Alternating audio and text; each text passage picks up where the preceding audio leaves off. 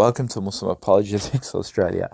With me, when it comes to me, I like having a debate strategy where I literally like to turn the tables upside down and turn it against them. So, whenever Islamic critics or Islamophobes or people who have objections against Islam, I always like to use arguments in reverse, and I think that that's a real strong strategical argument to use whenever you're dealing with this type of hostility. So, for example, where they say things like, oh, Islam, it's so controversial. You have things in your hadith, in your Quran that they're so controversial. You have slaves in the Quran, you have slaves in the hadith. How can you say that you believe in progress and ethical behavior and human values when we the enlightened West, we stamped out slavery long ago, but you Muslims, you Islamists, you like to hold on to these values because you're so unethical and you're so brainwashed because this is what the Quran says and this is what the hadiths say, and so you blindly believe in this, and this is wrong, and these are the reasons why you shouldn't be a Muslim, and so forth. And so brother Daniel, for instance, Hakikato, a lot of these Muslims, they bring up arguments, right? They bring up good arguments. They'll say things like how slavery was necessary because if you didn't take slaves and if you didn't force women into concubination, where you into concubines, where you forcefully sleep with them and so forth. If Muslim civilizations didn't do this, this would be their extermination. Basically, this will end. They'll go into extinction. So it was necessary that, especially during war, when a minority army is fighting against a majority, it's either you fight, conquer, and you take their women as slaves, and you marry them, and you procreate. And if you don't do this, then you could be invaded, you could be killed, your numbers will deplete, and you will go extinct. And so it is better to commit the lesser of the two evils. The lesser of the two evils is either you're going to go extinct or you're going to choose to enslave these women. You need to take them as concubines, marry them, procreate so you have enough children, so then you have enough boys to fight for you, and that way your empire would progress. You won't go into extinction. So these arguments are really good arguments, and I've seen atheists concede to these arguments, and these atheists have gone, yeah, well, it is a reasonable point to make. You had, what was his name? Was it Apostate Prophet? He was an atheist, and he conceded, he accepted this premise, and probably why he actually left atheism and became a Christian. Who knows? Maybe it was Daniel's arguments that helped this person come back to Allah. Yes, he's not a Muslim, but he's still a God believer now. So who knows? Maybe did that play a role? Allah alam.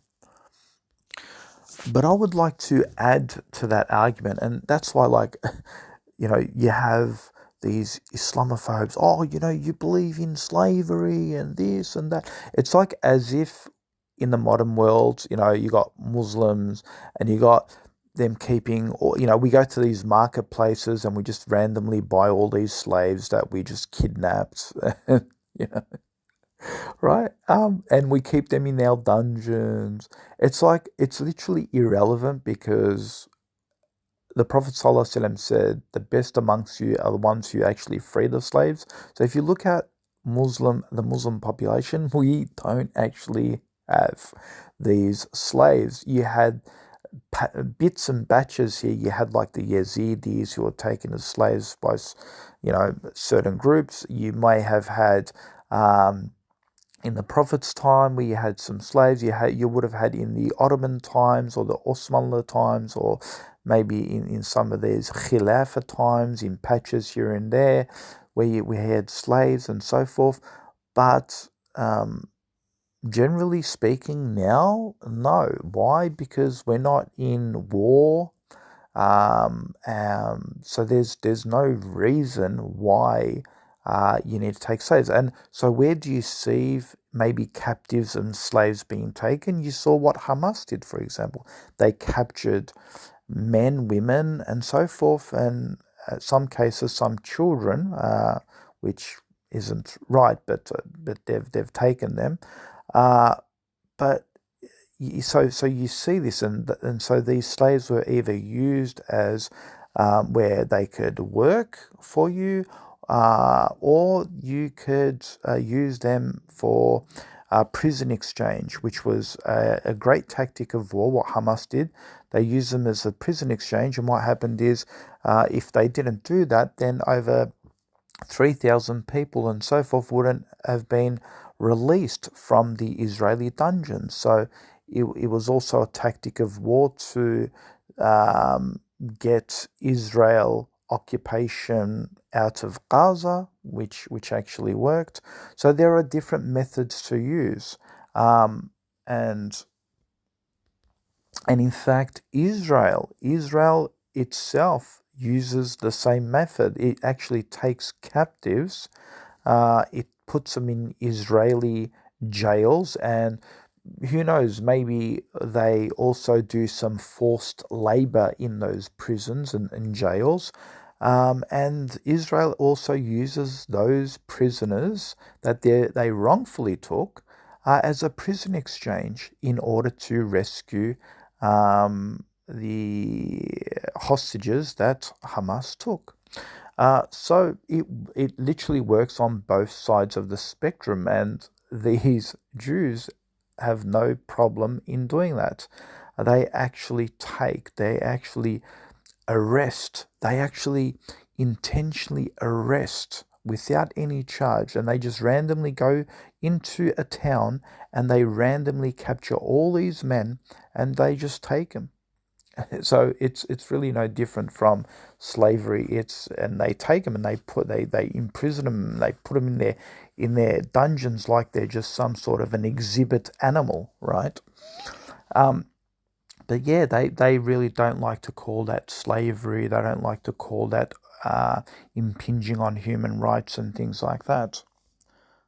But where I want to take this argument and this direction to, a lot of these, I literally had this conversation where a Westerner was like, "Oh, you're just trying to sugarcoat Islam. You're trying to bring up slavery in the West, because you're trying to sugarcoat slavery in Islam. You know, Mustafa, why do you say things like, where in the American prison system, there's still something called forced labor? Yeah, if you have a look at the American prison system, there's actually slavery still exists. They have something called forced labor, right? And so they haven't really stamped out slavery. And I've pointed out how Israel takes Palestinians. I've also to put in their dungeons, and I'm pretty sure they go through slave labor. And we've actually seen cases of slave labor in Australia, where you have, for instance, pickers, people who work on farms, who were on a working visa in Australia. They were told to keep their mouths shut because they were getting underpaid, and these white farmers were basically saying that if you speak up for your rights, if you if you go out and complain about being paid below the minimum wage, then we're going to dob you in, and we're going to try and get your visa cancelled.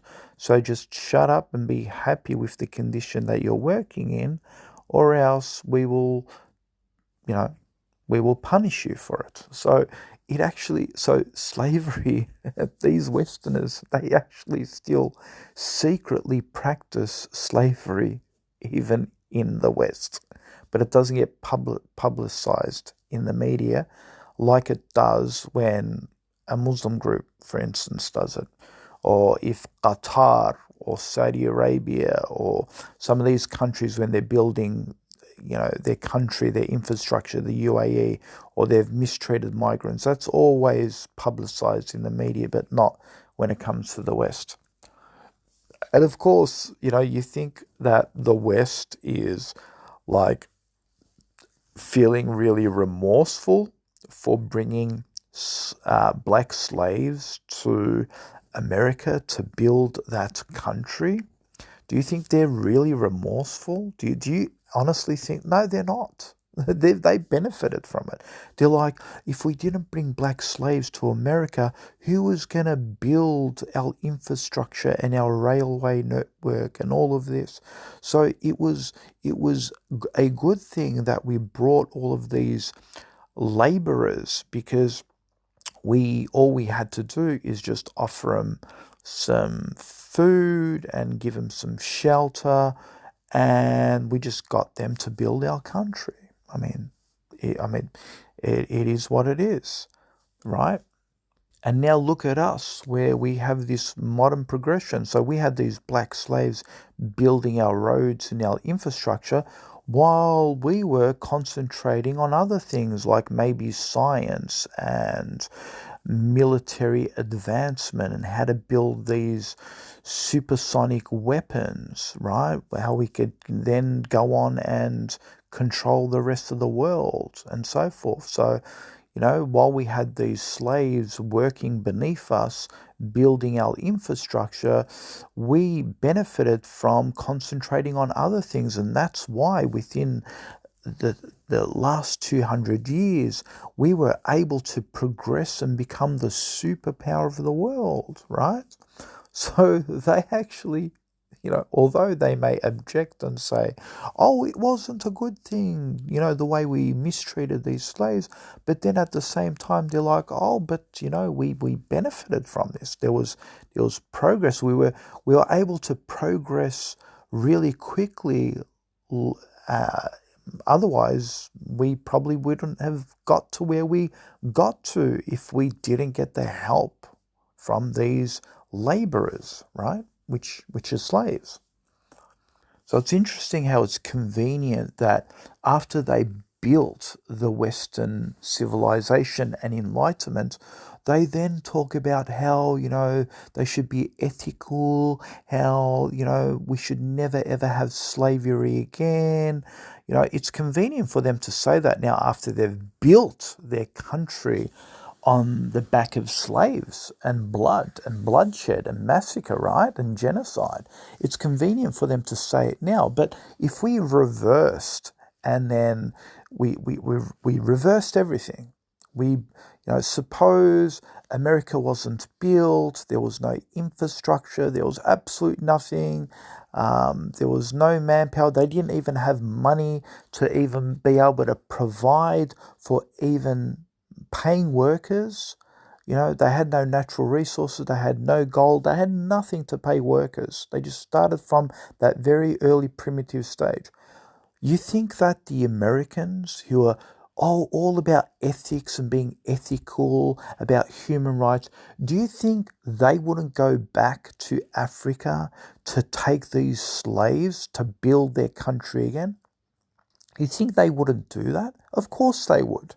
They would. They'd say it is for the greater good. Yes, it is for the greater good. Yes, we're not going to be able to pay them, but we'll give them some food, we'll give them some housing, something that they probably don't have in Africa. So we will provide that for them. But yes, it is going to be uncomfortable, it is going to be evil for them, but the greater good is to build Western civilization. You think they wouldn't do that again? Of course they would, right? They would. And no atheist can actually argue against that point. They would never say that they would rather choose the lesser of the two evils. For them, the lesser of the two evils is to take slaves, get them to work for them for free, just provide them food and shelter, and that's it. We will now have a civilization getting built. Otherwise, we don't have the money to pay for it. How else are we going to build Western civilization, right? So they would actually justify and go back to choosing the lesser of the two evil, in this case, to choose slavery over not having a Western civilization. And this is always seen in all aspects of life. You know, like vegans will say, we're vegans. You know, we're vegans. We can choose to be vegan. We don't have to eat animals. We don't have to be so barbaric towards animals. You know, we've grown. We're in the 21st century. We're modernized. We can now choose what we can eat. We don't have to be hunters and scavengers. And, you know, we don't need to do that. You know, we have agriculture. We can eat broccoli. We can do this. We can do that. But here is the thing, folks. Here's the thing. When they talk about, how ethical we are, how we're about human rights, if you took away all of these conditions, right? If you suppose a war happens, right? All of these vegans that were suddenly about, you know, how animals have got the same values as we do, they have the same emotions as we do, they have feelings like we do, right? All of this nonsense will literally go out the window if a war happens and they don't have agriculture, or their soil has been contaminated. They don't have enough time to build agriculture because that takes time to grow. They need nutrients now. They need to eat or else they're going to starve. They'll actually go back to eating animals, whatever they can find in the street, because the economy is crashed. There's no power. They don't have any agriculture. If they go back to a stage in life where they don't have these facilities, they'll go back to eating animals and justify it and say, well, you know, to survive the fittest, it's about us, you know, as humans looking after our own survival. They'll go back to this. They'll never ever think about the presumption of, you know, we should apply human rights and human ethics and so forth and care for these animals because they have the same feelings. So again, so this is a point. When everything is good, they're all about human ethics and human rights. When shit hits the fan and things go back, they go back to barbarism. They go back to, you know, going back to basically oppressing people and oppressing animals, you know, and they justify it and they say, well, this is all about choosing the better of the two evils. So, so their moral concept continuously shifts depending on the situation. So I don't believe these people, these people who are claiming they're against slaves, but give them the right circumstance, then they will go back to slavery. These vegans, you give them this circumstance and then you give them a circumstance where there's a war, they'll go back to eating animals. Even feminists, we can even discuss feminists. They're all about, women's rights. Women should be equal with men. Women should be able to do all the things that men do. Women should compete with men in all fields. There's no difference between men and women and so forth. So their whole concept, because they're so comfortable now. But then you give them war. You give them war, and suddenly they all understand that there's a difference between men and women. So Ukraine and Russia, for example, when Ukraine said it is only mandatory for men to stay back and fight, and women can leave, they can take their children and leave, and this also includes single women who don't have any overheads, who don't have to care about children. They don't have to stay back and fight, they can also leave. It was only mandatory for men to fight. It wasn't mandatory for women, it was only optional. If women wanted to stay back and fight, they can, but if they choose to leave, they can leave. Men didn't have that choice. And again, you didn't see feminists, you didn't see women empowerment groups ever once argue and say, why is Ukraine being so sexist? Why are they showing these traits of being patriarchy? Why are they against women? Why are they treating men and women differently? There was no argument. It was like, yes, we know our place. Women should, look after themselves and leave if they want to. Yeah, it's an obligation for men to protect us, and they should go and fight these wars. And they accepted it. They just accepted that was a natural thing to do, right? So, feminism and their argument against patriarchy literally died in the Russian-Ukrainian war. And you'll never see these justice warriors, these feminist justice warriors, ever protesting for women's rights and for men's rights. Actually, for men's rights, you don't see them protesting. Why is this injustice made against men? You don't see them protesting in the streets of Ukraine or for Ukrainians ever. But where do you find them? Where do you actually find them? You actually find them in Iran. You're like, we're all about, women's rights in Iran, and how dare a woman get killed because she removed the hijab and so forth. Women should have equal rights in Iran. You see them now in Iran, right? You see them. You don't see them talking about. You don't see them talking about the injustice of men having to stay back and die for the survival of these women, right? Right? To stay back and fight like a man, right? You don't see them complain there. But no, let's go pick on Iran. Let's conveniently pick on Iran because we have an ideological war against Islam and Muslims, right? Let's not talk about the elephant in the room. Let's go pick on Iran. Or let's go pick on Afghanistan. But the same hypocrites, these same feminist movements and these same hypocrites, Iran is oppressive because it has a moral police, has a dress code for women. And on the other side of the spectrum, you have women who are so liberalized and so free that they're on OnlyFans. A lady is literally begging even because she's trying to find 1,000 men to sleep with, right? 1,000 men to sleep. It was all over the media, right? She's trying to find 1,000 men to sleep with. She's trying to break the Guinness Book of Records, right? This is the morality of the West. And by the way, this is what happens when you give women too many freedoms. This is what they resort to, right? So she wants to sleep with 1,000 men. She can't even find single men, right? So what does she do? She's begging married men,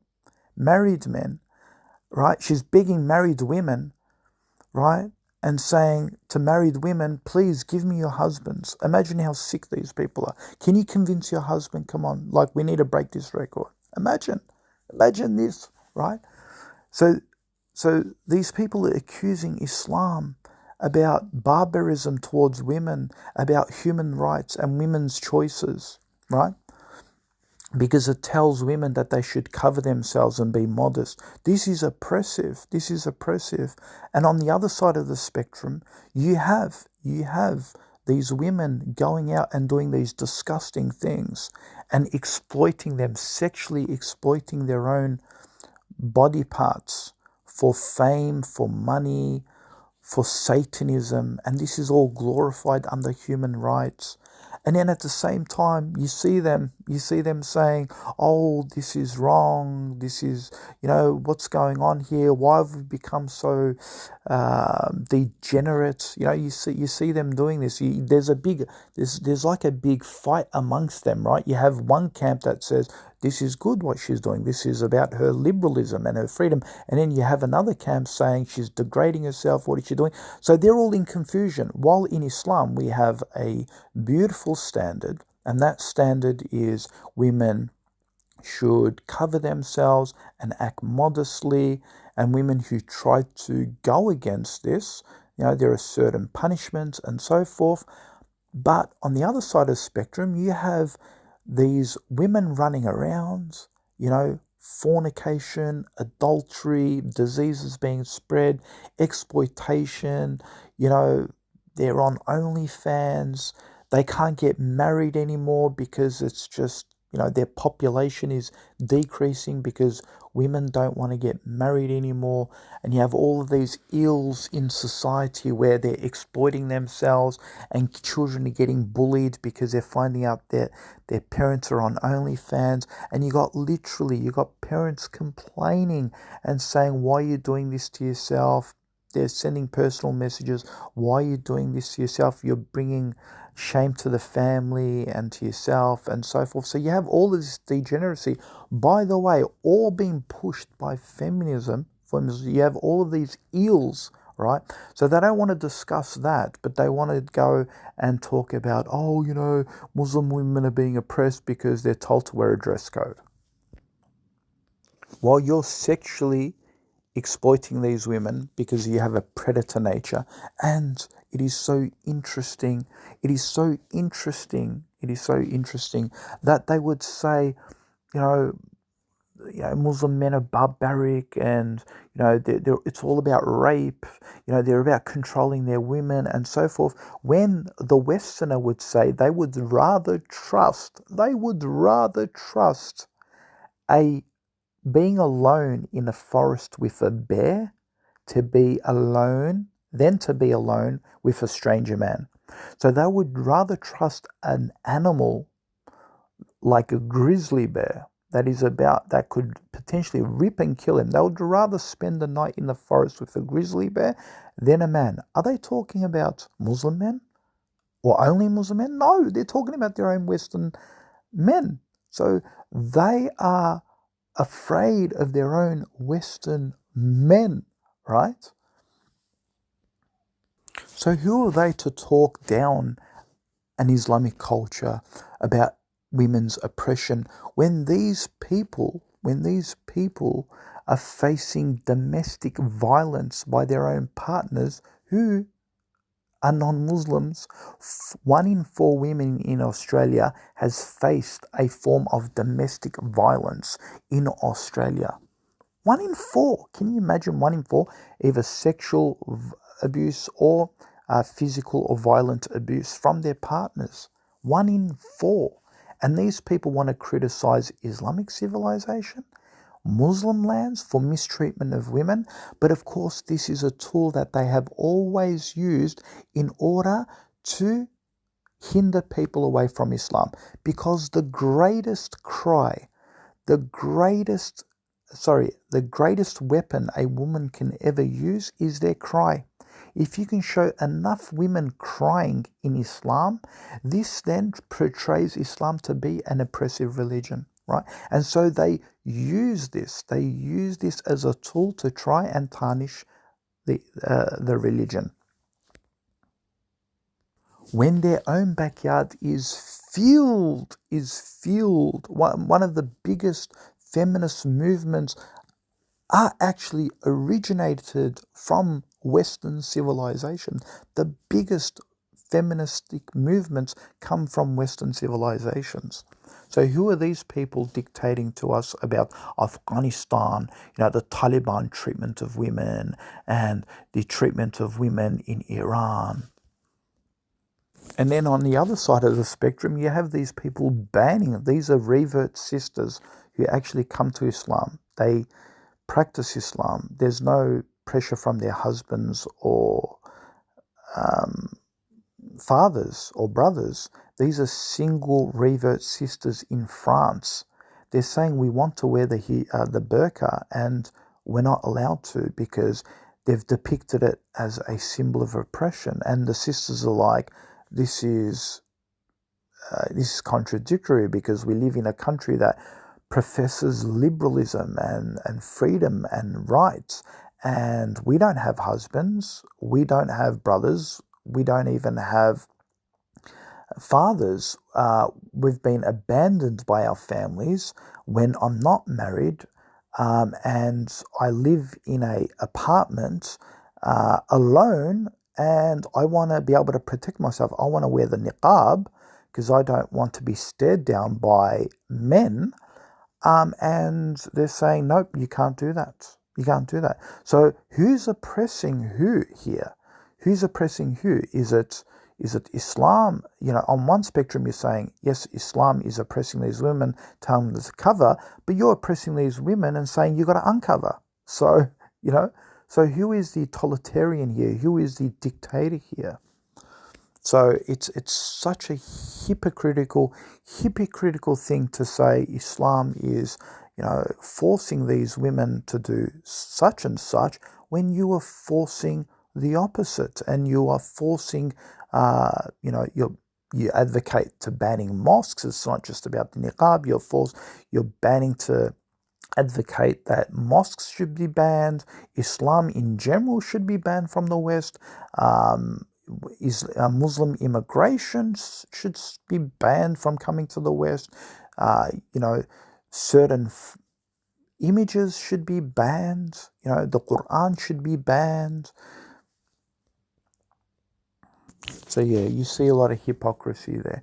I didn't want to get too sidetracked because we were discussing slavery and so forth, so I do want to go back to that. And so yes, going back to the point of slavery, let's stick to the point of slavery. And I had a person who literally messaged me, and we were discussing these issues. We were talking about slaves and slavery. And I actually made another point, and I think you should consider that if you are engaging and are talking to these non-Muslims, and you want to use other arguments regarding how we actually discuss countering these arguments. And she brought up the Yazidi women, right? She said, so you're saying that you don't sugarcoat things. You don't sugarcoat things. Really? So she was saying things like, well, you as a Muslim, the only reason why you bring up all these bad things in the West is because you can sugarcoat the bad things in Islam. You're basically justifying evil with evil, right? You're justifying evil with evil. So this was the argument that this individual used, and I'm not going to drop her name. May Allah actually guide her to Islam. And I believe after I did have this long posted conversation, I do believe that this person could come to Islam. So yeah, she basically said, "Oh look, you Muslims always try and sugarcoat Islam. You try and sugarcoat Islam by saying, you point all of these evils that atheists or unbelievers do to justify the evils that we see in the Hadith and the Quran." I basically said to her, I don't believe that there is anything evil in the Quran and the Hadith. It only perceives to be evil if you misquote it, misrepresent it out of its historical context. Just an example. The Quran, for instance, talks about beating of women. We know if you took the verse as it is, it could seem to be evil. What does it mean to idrubiyun, beat women? But when you go and look and study what it actually means, and then you compare it with other hadith and so forth, you see that it doesn't mean what it actually means. So we have the books of tafsir that speak about this, and which actually talk about the tapping. It was a symbolic tapping and so forth in the last resort to exhort your seriousness into the matter. And we've done lots of videos on this. I'm not going to repeat the same things, but yeah, so there's a whole historical context behind it, and there are many hadiths that explicitly explain what this verse means. And then there are other things in there. There could be, in the hadith, there could be things about apostasy. There could be things like we discussed about slavery and so forth. There's a whole concept. Yes, we don't believe in all apostates should be killed, but there are certain, depending on the context, and no individual takes any law into their own hand. Does this? This is something that goes before a court, gets ruled by a qadi and so forth, and there needs to be witnesses and blah blah, and then there's a whole context in there, yeah. And I can put a hyperlink below this, you can see that for yourself. So basically, sorry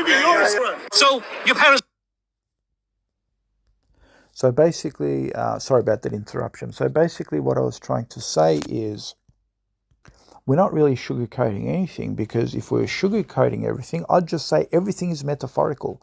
Apostasy is metaphorical, slavery is metaphorical, idrubuna, beating women, is all metaphorical. Every single thing is metaphorical.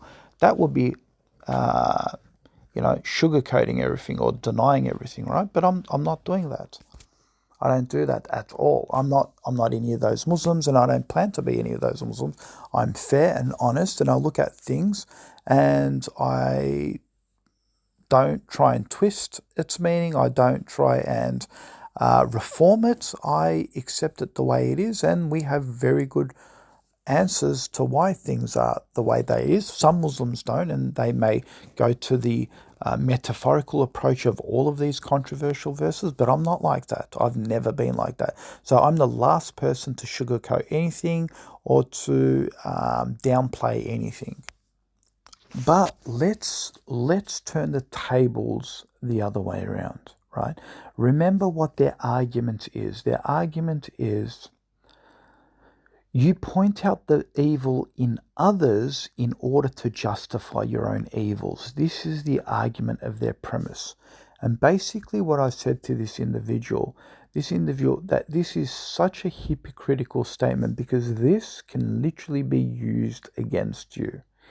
If we are justifying controversial statements in our book by pointing to other controversies in the West, which is perfectly acceptable, then we can literally do this with you. Because, for instance, if you have a look at what Israel has done with Hamas, Israel has literally said the reason why we are behaving in the way we're behaving, we're doing it with an iron fist, we're pretty aggressive in the way we're handling this, we're going out and just blowing Gaza into smithereens, is because Hamas did evil.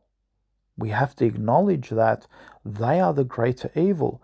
So committing the lesser of the two evils is better for us. Yes, there's going to be collateral damage, there's going to be souls lost, there's going to be children who are going to be affected by this.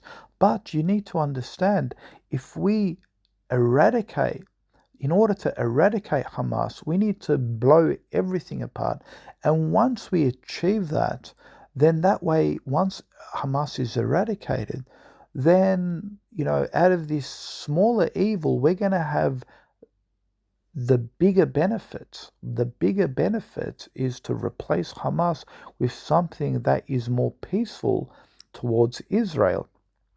So, and again, So you'll see these people, these Westerners saying, yeah, that's right. That's right. It's okay. It's okay if Israel commits evil. It's okay because Hamas, do you see what Hamas did? Hamas did the real evil. It was Hamas who started this, right? So our evil, our small evil is justified because at the end, our objective is to remove Hamas and the greater goal is to free those hostages. So yes, if 40,000 people have died, if 3/3 of those are children, well, sometimes that is a sacrifice that needs to be made in order to remove Hamas. And they'll also use the same argument in Afghanistan. Oh, we need to protect these women. They're being forced by the Taliban. They can't have education. They can't dress the way they want. There's no freedom of movement. They're oppressed inside their houses. We should be able to justify murdering and killing as much Afghanis in order to free these women because we're all about freeing women. So it's okay if we commit evil here and there. It's okay if, these children die and innocent people die. The greater good is to free these women, right? So then again, why are they accusing me for pointing out evils elsewhere and trying to justify Islam when these people are literally doing the same thing? And this is the crunching point, and this is what I want to end the discussion with. These people, they say, slavery. I'm going back to the same point about slavery. Slavery is so evil. Slavery is so evil. Look at all of the, look at the Yazidi woman. Look at all these Yazidi women, right? It's unjustifiable, and you find that these people who are acting on this, I'm a warrior for justice warriors online.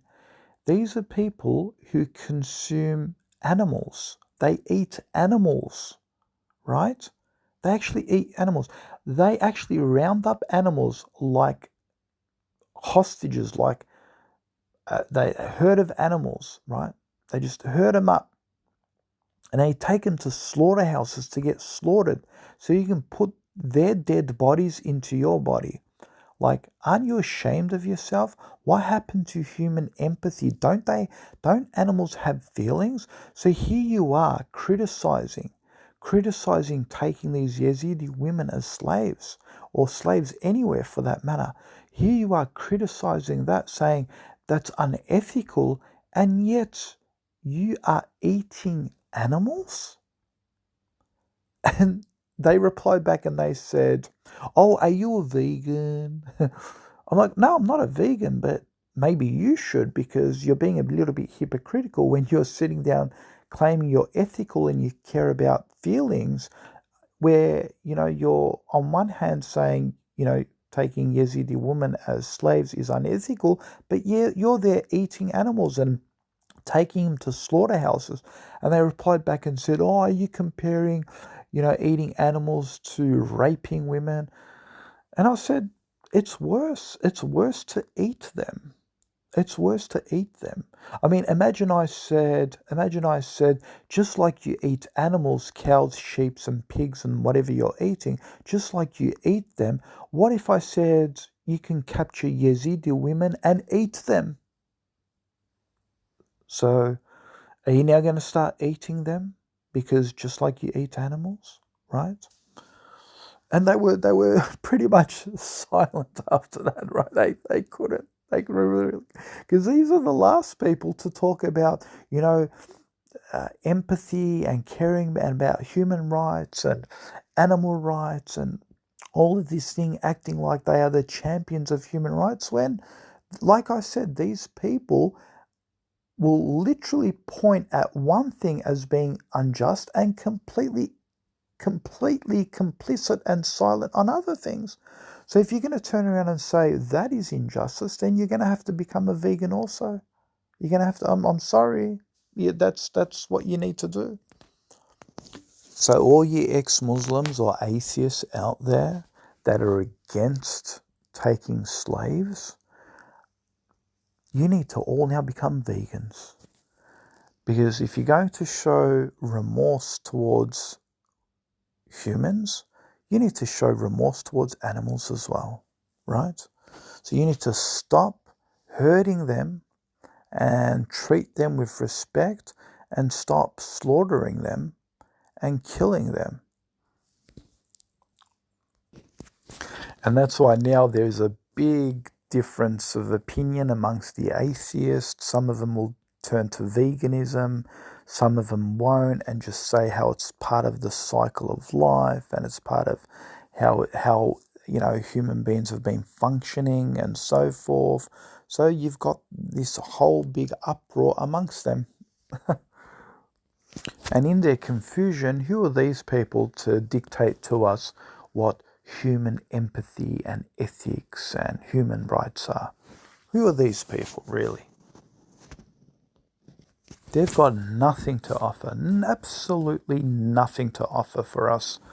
And they claim that they are the free thinkers and how, when you leave religion, you can be more empathetic and you can become a humanist and you can become this and you can become that. And then when war happens, they all start slaughtering and eating animals again because they can't find vegetables. They justify it. Oh, that's part of human.